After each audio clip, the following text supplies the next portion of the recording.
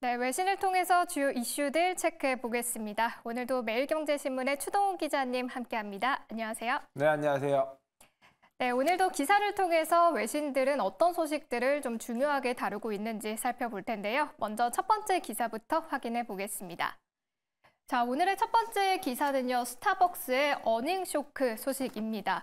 자, 스타벅스의 이번 실적 부진, 지금 기사에 나온 것처럼요. 자, 미국의 불매 운동과 또 중국의 이 판매 감소 영향으로 컸다고 합니다. 자, 그럼 어느 정도로 좀 실적이 안 좋게 나왔는지 좀 살펴볼까요? 네, 실적 발표의 시즌입니다. 그렇다 보니까 많은 기업들의 실적이 발표되고 있고요. 빅테크 기업들의 실적은 워낙 많이 다루다 보니까 오늘은 생활에 밀접한 기업 위주로 찾아보도록 하겠습니다. 자, 스타벅스입니다. 국내에서도 활발하게 사업을 잘 전개하고 있고요. 미국을 대표하는 프랜차이즈 커피 기업인데요. 여기에 실적이 나왔습니다. 4분기 매출이 전년 동기 대비 8% 증가한 94억 3천만 달러를 기록했다라고 발표를 했습니다. 전년 동기, 즉 23년도니까 22년도보다는 잘 나왔다라고 보시면 되겠지만 전망치가 95억 9천만 달러 정도가 됐었습니다. 이보다는 1억 달러 이상 저조한 결과 나왔다 보니까 이에 바로 어닝 쇼크로 이어졌다라고 분석이 되고 있고요. 4분기의 EPS 같은 경우에도 시장의 기대치에 못 미쳤다라고 분석이 되고 있습니다. 예상치가 주당 93센트의 주당 순이익을 예상했지만 실질적인 결과는 90센트에 불과했습니다. 그만큼 여러 실적이 부진했었던 만큼 시장에서는 우려를 키우고 있는 상황인데요. 스타벅스 같은 경우에는 소비자들이 가장 쉽게 지갑을 열 수 있는 커피입니다. 한 개의 가격이 비싸지도 않고요. 이는 어찌 보면은 생활 경제에 여유가 얼마나 있는지를 판단해 볼 수 있는 바로미터다라는 측면에서는 이 실적이 부진한 것은 어찌 보면 경제 전반적으로도 우려를 키우는 뉴스라고 보면 될 것 같습니다. 자, 미국 시장 같은 경우에는요, 매출 같은 것들이 5%가량 증가를 했습니다. 전년 동기에 보다는 조금씩 다 나아졌지만 시장의 기대치에 못 미쳤다라는 점이 실망으로 이어진 것 같고요. 해외 시장 매출 같은 경우에도 미국보다 나은 7%가량 성장했다라고 발표를 했습니다. 이 역시 전망치가 13.2%, 더 큰 두 자릿수 성장을 기대했지만 이게 안 됐다는 점이 체크 포인트일 것 같고요. 특히 중국 시장에서의 둔화도 계속해서 지적되어 왔었습니다. 다행히도 중국 시장 같은 경우에는 기대치보다 나쁘지 않게 성장을 했는데요. 중국 시장이 얼마나 회복하느냐가 어찌 보면 스타벅스를 비롯한 미국 기업들의 실적에도 큰 영향을 미칠 것 같습니다. 자, 뿐만 아니라 현재 여러 가지 분위기 부정적으로 나왔는데 주가는 오히려 올랐습니다. 이게 좀 눈에 띄는 것 같은데요. 장마감 후 주가가 5%가량 올랐는데 이해를 놓고 해석 여지도 분분한 것 같습니다. 대부분의 전문가들은 위험이 선반영되어 있다라고 분석된다라고 함과 더불어서 중국 시장에서는 개선 여지가 있다라는 점이 오히려 스타벅스의 미래를 밝힐 수 있다라는 이 투자 방향으로 선택했다라고 이야기가 되고 있습니다. 네, 스타벅스의 4분기 어닝 쇼크에 대한 내용이었고요. 그럼 이어서 두 번째 기사로 넘어가 보시죠. 자, 오늘의 두 번째 기사 살펴보도록 하겠습니다. 자, 월마트에 대한 소식인데요. 바로 주식 분할 소식입니다.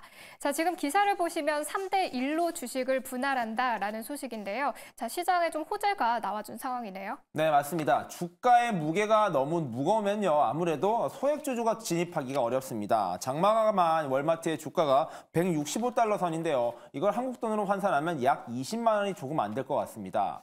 이 말인 즉슨 월마트 주식 한 주를 살려면 최소한 20만 원 가까운 돈이 필요하다라는 것인데요. 이를 3대1로 쪼갠다라는 뜻은 결국에 한 6에서 7만 원이면 월마트 주가 하나, 주식 하나를 살 수 있다는 뜻으로 해석이 됩니다. 즉, 조금 부담이 적은 소액 주주들이 월마트 주식을 더 많이 살 수 있게 되는 것이고요. 이는 시장의 유동성 그리고 주가의 거래를 유도할 수 있다라는 측면에서 주가를 부양하는 효과를 낳는다라고 일반적으로 분석이 되고 있습니다. 자, 몸값 덩치를 낮추는 것, 몸값을 어찌 보면은 가볍게 하는 것이 이러한 투자 전략으로서는 유용하게 쓰이는데요. 이만큼 20만 원에 가깝게 많이 올라간 주가를 다시 떨어뜨리겠다라는 계획은 월마트에게 어떤 영향을 미칠지를 봐야 될 것 같고요. 다음 달 22일 날 영업 마감일 기준으로 한 주를 가지고 있을 경우 두 주를 추가로 확보할 수 있어서 총 3주가 된다. 즉 3대1 분할이 된다는 걸 체크해 보시면 좋을 것 같고요. 자, 월마트 같은 경우에도 최근에 여러 가지 개혁을 하고 있습니다. 유통산업이 계속해서 어려움을 겪고 있는 상황, 그 상황을 극복하기 위해서 인력 구조도 조절하고 있고요. 급여를 인상하면서 여러 고용자들을 위한 혜택도 늘리고 있다는 점, 이 변화하는 월마트가 유통산업의 어려움을 어떻게 극복하는지도 올해 잘 살펴보셔야 될 관전 포인트일 것 같습니다. 네, 두 번째 소식은 월마트의 주식 분할 소식이었고요. 자, 그럼 이어서 마지막 기사로 넘어가 보겠습니다. 자, 오늘의 마지막 기사 살펴보겠습니다. 미국의 최대 물류업체 UPS의 소식인데요. 자, 보시면은 실적이 악화되면서 12,000명의 인력을 감축한다라는 소식입니다. 자, 그런데 기사를 좀 자세히 보면요. 이 해고한 직원들을 AI로 대체할 예정이라고 합니다. 최근에 아마존도 그렇고요. AI가 좀 사람들의 일자리를 대체하는 경우들이 늘어나고 있는데요. 좀 자세하게 살펴볼까요? 네, 저희가 지난주에 어텐션 이코노미 시간에도 이 정리해고가 계속해서 미국을 강타하고 있다라는 이야기를 했었습니다. 참 공교롭게도 이번 주에도 이 정리해고 뉴스가 쏟아지고 있는데요. 이번에는 그 주인공이 UPS입니다. UPS 같은 경우에는 국내로 따지면 CJ 대한통운과 같이 미국을 대표하는 민간 물류기업이라고 보시면 될 것 같고요. 미국이 땅덩어리가 워낙 크다 보니까 한국과 같은 당일 배송, 새벽 배송까지는 안 되더라도 생각보다 빠른 물류 시스템을 갖추고 있습니다. 그 힘의 시작이 바로 UPS에서 시작된다라고 이야기를 하고 있고요. UPS 같은 경우에는 월마트나 스타벅스와 마찬가지로 말 그대로 일반 소비자들이 얼마나 많은 물건을 사는지 이 택배 물동량을 통해서 경기를 체크해 볼 수 있는 곳이라고 이야기를 하고 있습니다. 그래서 UPS는 미국의 경제혈관이다라는 별명이 있는데요. 이 경제혈관을 타고 전 지역으로 뻗어나가는 UPS의 활동량이 어떻게 되느냐, 실적에 따라서 어찌 보면 경제를 체크해 볼 수 있기 때문입니다. 말씀드린 대로 12,000명가량의 직원을 감원한다라는 결정이 나왔습니다. 배경은요, 당연하게도 실적 악화입니다. 최근에 발표한 실적 같은 경우에 전년 동기 대비 7.8%나 감소한 249억 달러의 매출을 신고했습니다. 이만큼 매출이 어렵다라는 것은 사람들이 쇼핑을 멈추고 이 택배를 덜 쓴다라고 이야기를 할 수 있을 것 같고요. 이는 결국에는 이 미국 경제의 유동성 그리고 변동성을 약화시키는 것으로 해석이 되는 만큼 UPS의 실적 악화 그리고 이번 감원 결정이 어떤 식으로 영향을 미칠지 체크해 보셔야 될 것 같고요. 말씀해 주신 대로 AI에 대한 대체 가능성도 커지고 있는 상황입니다. 이런 상황이 언제까지 이어질지까지 같이 체크해 보시면 좋을 것 같습니다.